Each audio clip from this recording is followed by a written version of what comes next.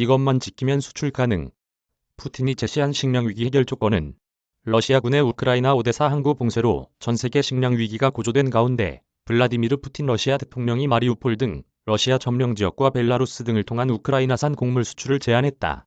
3일 러시아 관영 타스 통신, AP통신 등 외신에 따르면 푸틴 대통령은 이날 러시아 1TV 인터뷰에서 미국, 유럽연합 등 서방국이 세계 식량 부족 문제의 책임을 러시아 탓으로 돌리며 자신들의 정책 실수를 은폐하려 하고 있다고 주장하며 이같이 밝혔다.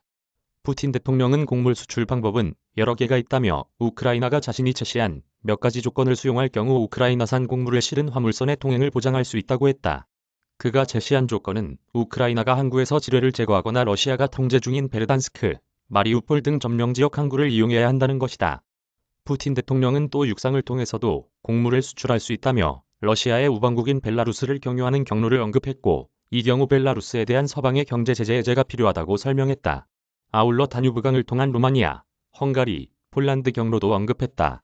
세계 식량 위기 해소를 위한 우크라이나산 곡물 수출을 재개하고 싶으면 러시아군이 통제하는 항구를 이용하고 우방국인 벨라루스의 경제 제재를 철회하라는 의미다. 벨라루스는 러시아의 우방국으로 우크라이나 전쟁 전부터 러시아와 합동 군사훈련을 진행하는 등 러시아의 우크라이나 침공을 간접적으로 도와 서방의 제재 대상에 올랐다. 푸틴 대통령은 이날 인터뷰에서 세계 식량 위기가 서방의 책임이라는 점을 재차 강조했다. 그는 세계 식량 위기가 우크라이나 전쟁 발발 훨씬 전인 지난 2020년 2월부터 시작됐다고 강조하며 서방의 근시안적 정책으로 기후변화가 발생해 에너지 위기가 나타났다고 지적했다. 아울러 유럽 국가의 천연가스 대금 루블화 지급 거부와 EU의 러시아산 석유 금수 조치 등을 겨냥한 비판의 목소리도 높였다. 푸틴 대통령은 유럽은 천연가스 공급 장기 계약을 유지하자는 우리의 강력한 요청을 무시하고 폐쇄하기 시작했다며 이 역시 유럽 에너지 시장에 부정적 영향을 주며 가격을 상승시켰다고 주장했다. 또 세계 식량 시장에서 발생하는 문제를 러시아 책임으로 전가하려는 시도가 있다며 러시아가 우크라이나 항구를 봉쇄해 곡물 수송을 막고 있다는 주장은 허풍이라고 지적했다. 한편 유엔 측은 식량 위기 해결 관련 러시아 측과 긍정적인 논의를 했다고 밝혔다.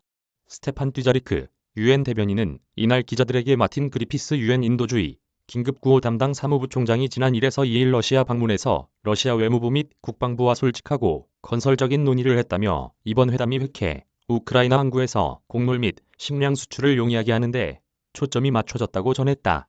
정혜인 기자 이메일 주소. 저작권자 돈이 보이는 리얼타임 뉴스 머니투데이. 무단전제 및 재배포 금지.